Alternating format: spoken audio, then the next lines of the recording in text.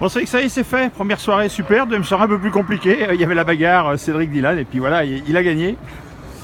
Bah oui, c'est vrai que c'est de suite un petit peu plus compliqué. Quand on touche à l'orgueil de Dylan, il faut s'attendre à la monnaie, à rendre la monnaie, quoi. Et puis voilà, donc hier je gagne en faisant 1-2, grosse bagarre en dernière, et puis mais j'étais dans son rythme, j'étais même un petit peu plus rapide sur le meilleur temps en course, mais on voyait qu'il prenait de l'expérience à la 4,5 sur des petites salles comme celle-ci. Du coup, je m'attendais à un grand Dylan ce soir et ça a été le cas.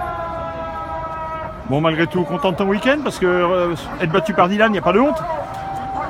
Bah oui, faire 2 derrière Dylan, c'est quand même énorme. Moi, je sais que j'étais pas venu forcément pour gagner la première soirée, j'étais venu pour limiter la casse et pas faire trop loin de Dylan. On a un supporter en plus.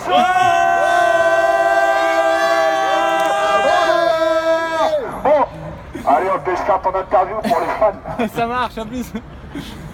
Voilà, donc là. Avec les béquilles, on est là avec les béquilles. Bon voilà, donc c'était un grand Marseille quand même ce samedi soir. Voilà. Vendredi, comme toujours, un petit peu plus timide, mais maintenant voilà, on a fait de grosses bagarres cette seconde soirée. Je solde ça avec un 4-2-2. Donc voilà, c'est sûr que j'aurais préféré être King of Marseille, mais bon. C'est que partie remise, je pense que j'ai montré que j'étais pas si loin de Dylan sur des salles européennes, bien entendu, on va pas se voiler la face, mais voilà, maintenant il y a du job, il y a Paris qui arrive dans un peu plus d'un mois, et voilà, là on part d'ici, avec ma copine, on part dans 3 jours aux États-Unis pour s'entraîner, et donc ça va être un bon gros entraînement justement pour préparer Paris. Tu disais hier, Paris, tu veux faire fort. Le meilleur moyen, c'est d'aller s'entraîner aux US dans d'excellentes conditions et puis de faire une course aussi.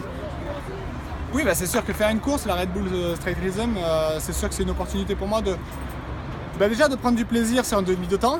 Suzuki, qui a été fait par la société Bills Pipe, qui font des pots d'échappement. Et c'est vrai que c'est quelque chose que j'ai jamais fait, donc ça sera intéressant. Mais voilà, je vais surtout là-bas pour m'entraîner, prendre du rythme avec les Américains pour revenir à Paris. Prêt. C'est vrai qu'ici maintenant, à partir de maintenant, on sait qu'en octobre c'est difficile de s'entraîner. Il y a les pluies, il y a la météo qui se rafraîchit un petit peu, donc ça devient délicat. Et c'est très difficile de trouver des terrains maintenant dans la région avec les problèmes de voisinage. Et voilà, certains motoclubs qui ont d'autres soucis. Et voilà, là on va là-bas, on paye notre entrée, on roule et chaque matin on sait qu'on va pas être à chercher à droite à gauche au rouler. Dernière question, j'imagine que si tu vas aux US, tu vas aussi essayer de travailler pour la saison prochaine, non? Oui, forcément, là, il y a le team HEP qui m'avait accueilli cette fin de saison aux États-Unis qui veut me revoir, qui veut me proposer quelque chose. Donc, on va en discuter là-bas. On n'a presque pas trouvé de deal au final, et puis ils sont revenus vers moi il y a quelques jours maintenant. Et donc, c'est pour ça que ça m'a validé un petit peu mon voyage pour aller. Pourquoi pas trouver un guidon pour 2019. Maintenant.